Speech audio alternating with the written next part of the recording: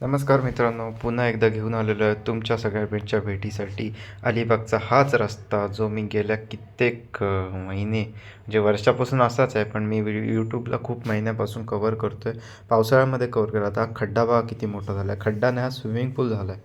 गाड्यांना बघा रस्त्याच्या बाहेरून चालवायला लागते. एस टीची अवस्था पहा, पहा पहा पहा काय हालत होते. एस टी इतकी फास्ट आलेली एस टी त्यांना स्लो करायला लागते आणि आतमधल्या प्रवाशांची काय हालत होत असेल तुम्ही समजू शकता.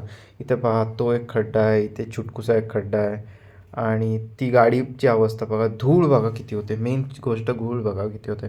आता काही इंटरनल सोर्सपासून मला समजलं आहे की रस्त्याचा हे निघालेलं आहे, कामाचं हे निघालेलं आहे.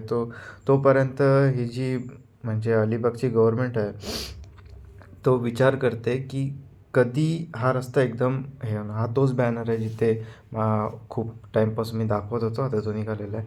तर बोलण्याचा उद्देश असा की रस्त्याचा पैसे आलेले आहेत, सगळं झालेलं आहे, काम अजून सुरू नाही झालेलं आहे. का ते काय कळत नाही. तर हा रस्ता तर मी तुम्हाला दाखवते 5-6 महिन्यापासून हा असाच आहे. ठीक आहे, ह्याच्यात काही एक फरक झाला नाही. धूळ बघा, इथं चिखल बघा, गाड्या चालवायची कसं हे बघा. गाडी आली, तुम्ही पाहू शकलं असता ती इको किती फास्ट आली. गाडीवाला फास्ट आला, पण तिथे गेल्यावर अवस्था बघा काय होते. ती गाडी बघा किती कशी चालवतात. तिथे पाणी कुठून आलं देव जाणू, कुठून पाणी आलं. तर त्या दिवशी पाऊस तर पडलेला नव्हता, तरी ह्याची अवस्था बघा काय होते. आय थिंक हे धुळीपासून ह्याच्यासाठी टाकलं असेल, पण काय कळत नाही काय होते ते. आणि आता पहा इथे काय हालत होते.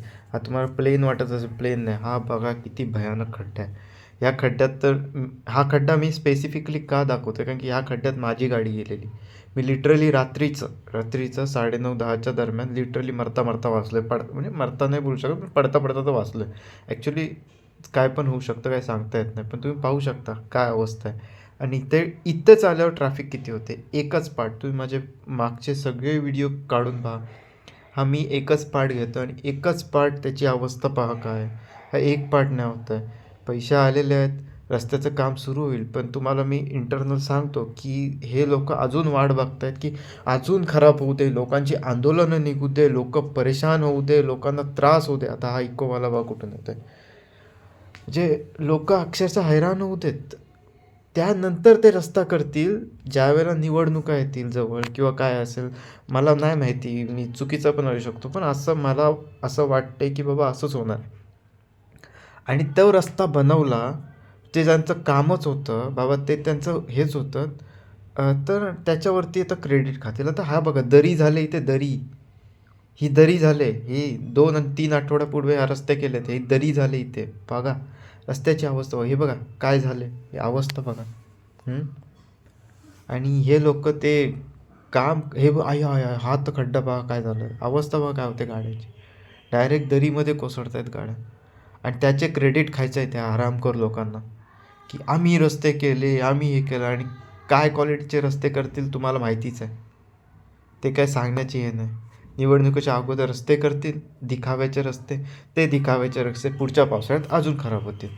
आता मला वाटत नाही ह्याच्यावरती परत व्हिडिओ बनवायला पाहिजे, कारण की एवढ्या व्हिडिओ बनवून पण अलिबागकर अजून जागा झालेला नाही. काय उपयोग आहे बाबा. मोर्चे निघून फायदा नाही. मोर्चे निघतात ते तिथे दुसरेच फालतूचे मोर्चे सुरू करतात ते लोक. हे बघा बसची अवस्था बघा, एवढी मोठी बस आहे, काय अवस्था होत असेल. आता तरी जागे म्हणजे प्रवाशांची थँक्स काय फॉर वॉचिंग. बाईकवाला गेला त्याच्या खाली.